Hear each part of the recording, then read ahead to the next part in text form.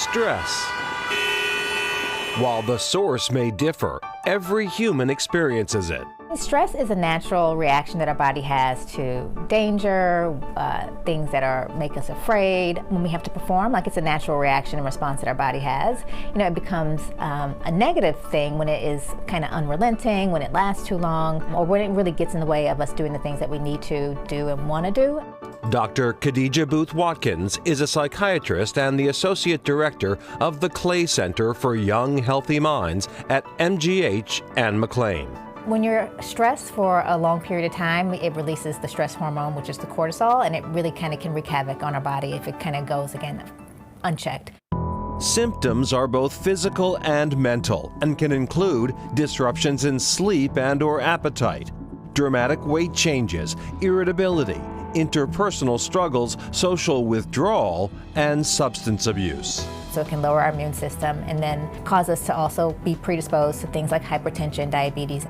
Dr. Booth Watkins says often the culprit for both adults and children is overscheduling. All of these things that we're doing, many of them are not bringing us joy, and then also they're stressing us out because they don't leave us room for the things that we want to do and need to do. It's paramount to prioritize downtime, which can take many forms. Some yoga, meditation can be a good use of downtime, but downtime could also look like, calling a friend, doing a video chat with a grandparent, going for a walk, being outside in nature is a really great use of your downtime. Fostering connections with other people is also key. We thrive on being together with others, and loneliness really attacks our body in the same way that stress does. Another means of lessening stress is practicing gratitude. Really focusing on gratitude will allow the ship to not sink. Seeing the positive or that silver lining can really be helpful, and just our overall spirits. If you think about all of the negative, then you're going to feel negative. And don't neglect to serve some of that positivity on your plate. We don't talk about what they should eat, but we do talk about, eating a healthy, balanced diet. In terms of foods to avoid, I don't think I'd ever necessarily tell people avoid foods. Gone are the diets focused on eliminating entire food groups and depriving yourself of dishes you really love. I think it all goes back down to the balance. So if you want the chips, what can you add to those chips to make you feel more satisfied and more full? So why don't you add some hummus to go with those chips? A registered dietitian at Van Duzen Nutrition in Needham, Jenna Salkovich both counsels clients and cooks with them. I don't like whole butternut squashes. They're impossible to cut. So I use the already cut because it's easier.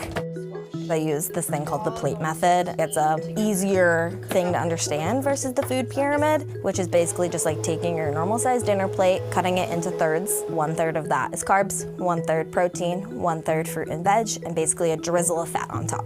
And while it's not necessary to completely cut them out, opt for less processed foods when possible. So I think a lot of times when we are feeling really stressed, we tend to lean on a lot more chips and more of those processed snacky foods. So there's nothing wrong with those foods, but a lot of the times when our body is reliant on those foods and that's all we're eating, it does make it a lot harder for our body to process and deal with that stress.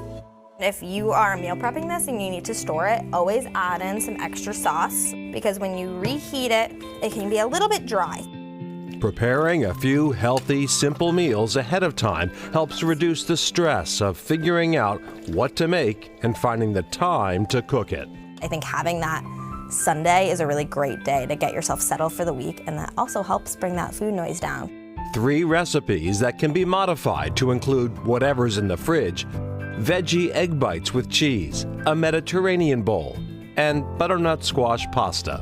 The quality of the food is so important. You need to have, your carbs, your proteins, your fats, fruits and veg. You need all those things to fuel your body. It's not just about the calories. The healthier we are, the better we're able to handle, stress, changes in our lives.